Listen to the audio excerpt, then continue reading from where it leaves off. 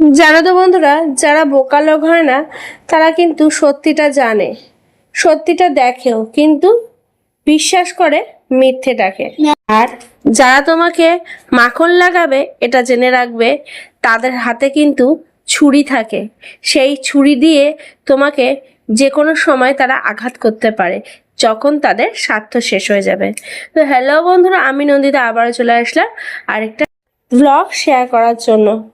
ভিডিওর প্রথমে যেই কথাটা আমরা বললাম যে আমাদের পৃথিবীতে এমন অনেক মানুষ আছে যারা আমরা সত্যিটাকে জানি, সত্যিটাকে দেখছি যে আমাদের অপর সাইডের মানুষ কি করছে, কিন্তু সেটা না দেখেও আমরা কিন্তু বিশ্বাস করতে চাই না। আমরা সেই মিথ্যাটাকেই বিশ্বাস করি, তারা আমাদেরকে বলে সেটাই আমরা বিশ্বাস করি। মিষ্টি মিষ্টি কথায় দ্বারা তাদের স্বার্থটা তারা পূরণ করে নেয়, আর যখনই তাদের সেই স্বার্থ ফুরিয়ে যায় তখন কিন্তু তারা সেই মাখনের লাগানোর ছুরিটা দিয়ে আঘাত করে। এদের থেকে বাঁচার কোনো উপায়ও নেই, আমরা সেই বোকাই থেকে যাই। আজকাল সকালবেলা উঠলেই প্রথমেই রোদ দেখি, তারপরে বেলা যত বাড়ে তারপরে গরম হয়, আর তারপরে শুরু হয়ে যায় বৃষ্টি। আজকেও তার অন্যতা হয়নি, দেখলাম রোদ উঠেছে, তারপরে বেলা বাড়ার সাথে সাথে নামলো মুষলধারে বৃষ্টি।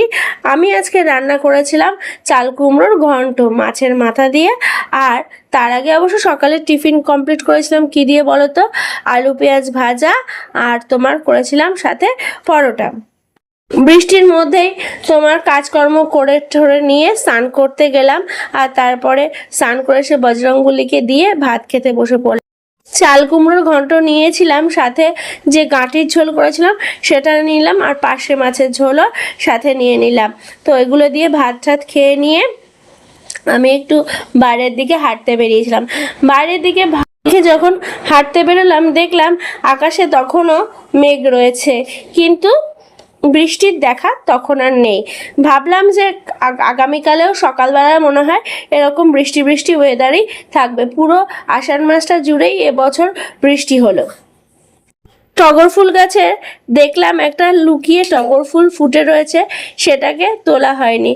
তো আমি ভাবলাম গাছের ফুল গাছেই থাকুক, এইসব দেখে ঠেকে নিয়ে যেই না ঘরে ঢুকছি অমনি দেখলাম আমার জবা ফুল গাছটার গোড়ায় জল জমে গেছে। এটার টপটা ভাবছি চেঞ্জ করে নেব।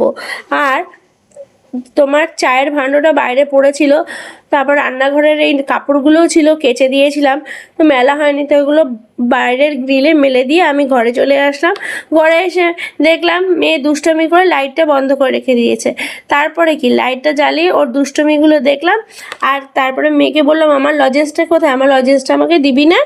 তো বললাম হ্যাঁ মা দিচ্ছি তো, তো চলো নাও, এই নাও তোমার লজেন্স। তো লজেন্স দিয়ে আমরা দুই মায়ে আর মেয়েতে একটু দুষ্টুমি করে নিয়ে আমার ভিডিওটাকে এখানেই শেষ করলাম।